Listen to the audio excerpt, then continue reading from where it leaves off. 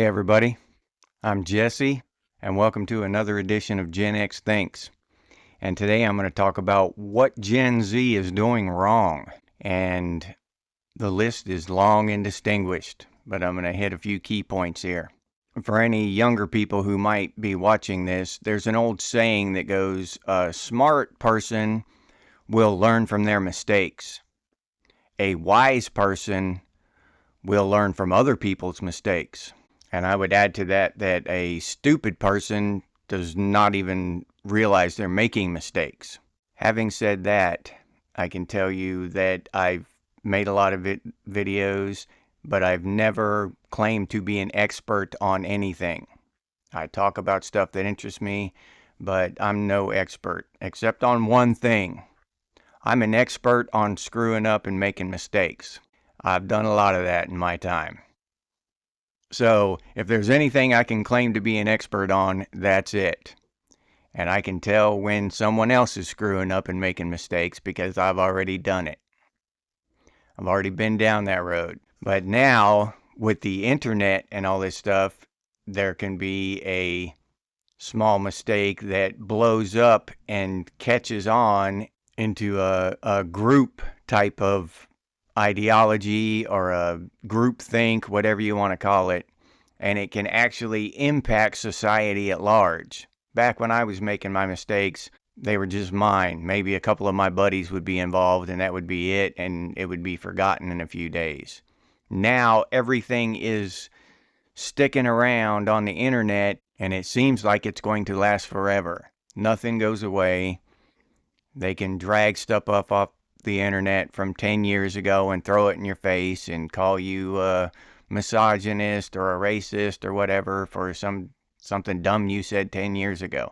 So things have changed since I was making my youthful mistakes. And one of the most prominent things, and I'd say maybe in the top 10 worst things, is this cancel culture y'all are doing. Everybody's got their own views on it, but canceling stuff and people just isn't a good idea. Y'all don't realize what freedom is and what it means to lose freedom. You're not thinking about that. You're not thinking it through. When the barrel of that cancel gun is turned back on you and you're the one being silenced and disappeared, and you're going to realize then. Because if this continues on down through the generations and one day you're the old schoolers and you're seeing all your icons and these things that you've known and loved for years just being canceled and removed and forgotten, you're gonna feel differently about it. You're not gonna celebrate it like you are now that when you're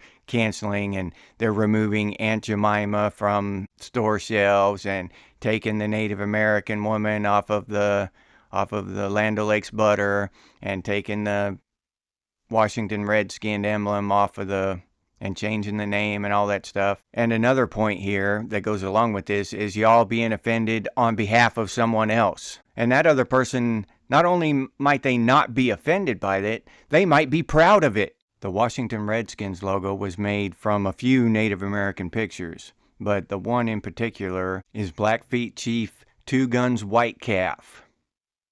That was the main inspiration for that logo on the Redskins helmet. Now, Two Guns White Calf, he was immortalized with that picture, with that logo. That man was immortalized. Whether we knew his name or not, we saw his face up there. Since this cancel culture crap, he's sent off into oblivion. No one will remember him. The same thing with Aunt Jemima. She was an actual historical figure, and none of us ever, even as kids, we never considered her as black or whatever. She was Aunt Jemima. To take her off of the thing and to relegate her to obscurity because she was black, to me, that's racism. This kind of stuff, this cancel crap, is a double-edged sword. It's a mistake. The American government, every government around the world, but I'm in America, so I'm going to talk about the American government. The American government and American society have made mistakes in the past. Big ones. Slavery. The treatment of the natives when we arrived here and took over this land. They were treated horrifically. That's not, there's not even, horrifically isn't even a strong enough word. Abysmally. They were treated horribly. All right. And I can't even, it's hard to even relate to how badly they were treated. And I consider myself to be badly treated by our government, but it's not even close to how the natives were treated when the Europeans first arrived over here and started spreading across this continent. We've made mistakes in the past, and we're making mistakes now. This canceling these cultures in cancel culture is not good. It's not a good thing. These people deserve to be remembered. They did good things. They were proud people, and they deserve to be remembered, not canceled. And I'm not even talking about canceling people now with the First Amendment and the freedom of speech and all that stuff and taking someone's right to say something that offends you. I'm just talking about the more obvious and ridiculous thing of being offended on behalf of someone else who, in all probability, probably isn't even offended by it, might find it funny, might be proud of what you're offended for them. You know what I mean? Might be proud of the thing that you're so offended over. I lived on a reservation and had a lot of native friends, and I knew their parents and everything, and none of those people were offended by the Washington Redskins. They weren't offended by the term redskin. Now, that I'm not speaking for every Native American. I'm just saying that, and the word brave, that's, to me, that's an honorable thing to be called. I wish white dudes were called braves. That brave, it's courage. That's a good word to be identified by. They earned that name through their courage. Somebody just didn't decide to call them that to be derogatory, to be offensive, to be demeaning. They earned that. To be brave is to be courageous. And for everybody else just decide that word isn't good anymore. Okay. I just can't wrap my mind around that. I would let each individual decide what to be offended over, and hopefully they would decide to be offended over nothing. Because whatever is going through someone else's head and comes out of their mouth or out of their keyboard is absolutely meaningless.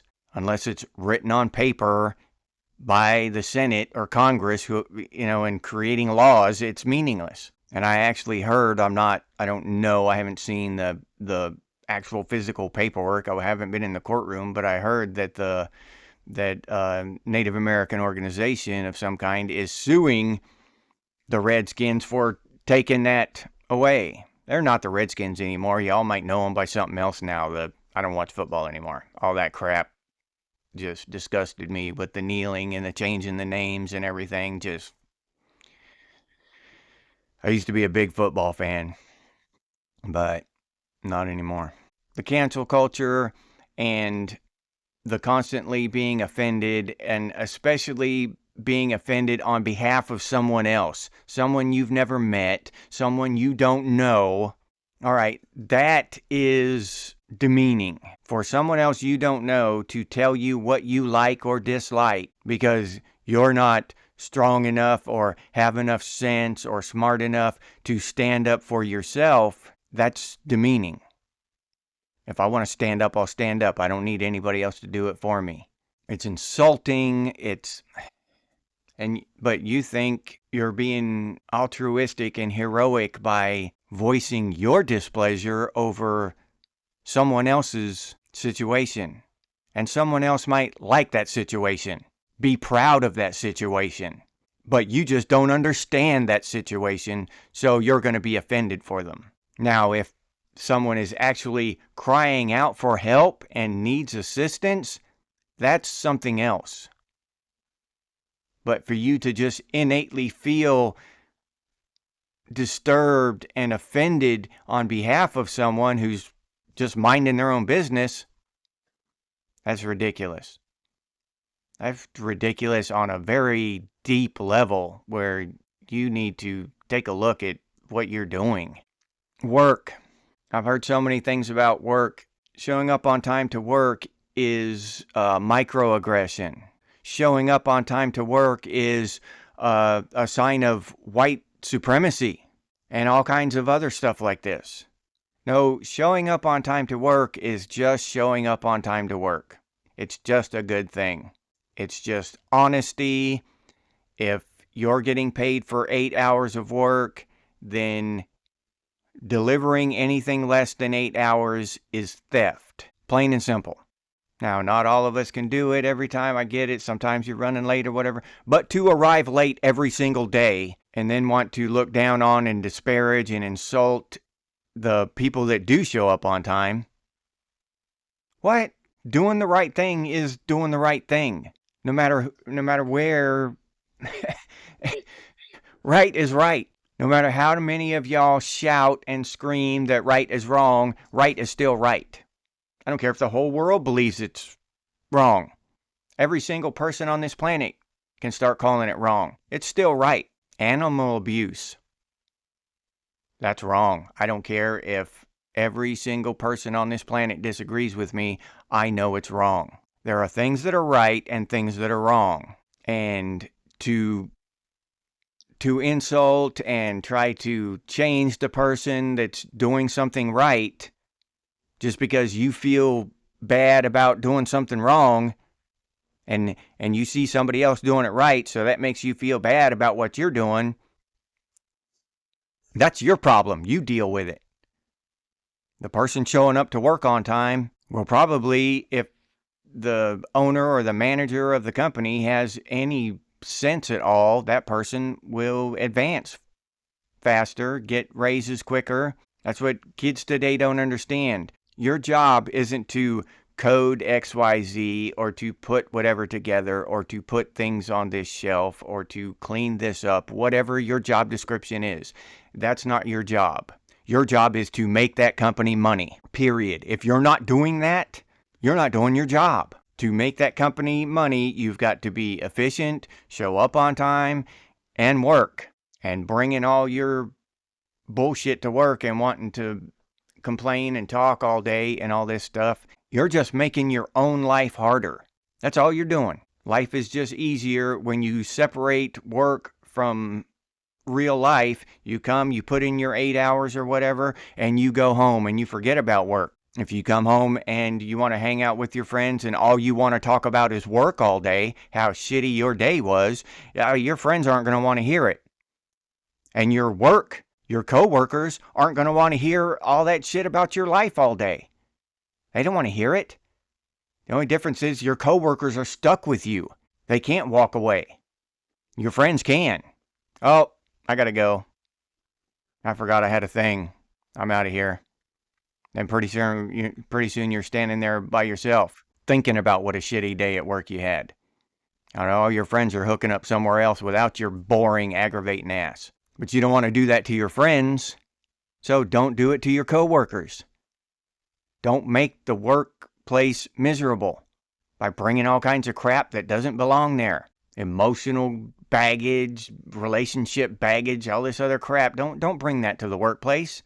And if you see that kind of stuff going on and you know it's wrong, you feel it's wrong, don't go along with it. Just out of peer pressure, because that's what's going on right now. That's what's happening. That's what's cool.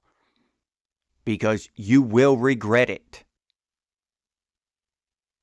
Believe me, you will regret it.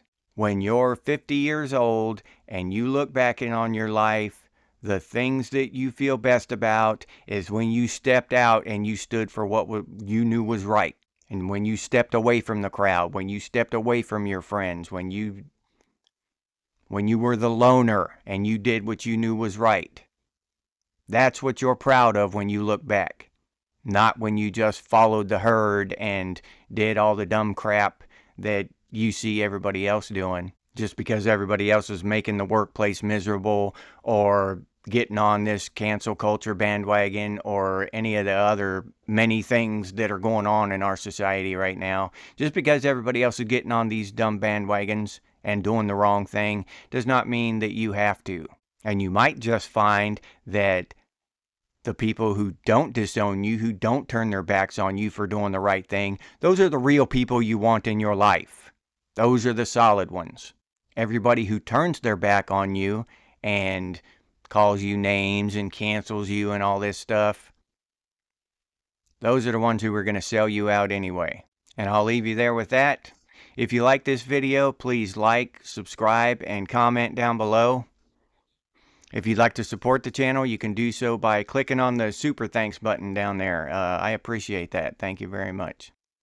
We've got Gen X gear over at Redbubble if you're interested. T-shirts, stickers, all kinds of different Gen X and Gen X Thinks branded gear. You can hop over there and check that out by following the link that I put down in the description. And if you can't or don't want to support the channel in any of those ways, you can always do so by sharing these videos on your social media. I really appreciate that. That helps out a lot. Thank you very much. And if you have any ideas for future episodes of Gen X Thinks, please put those down in the comments, or you can email me, and the email's over on the channel page. Thank you for watching, and as always, stay frosty, Gen X, and I'll see you on the next one.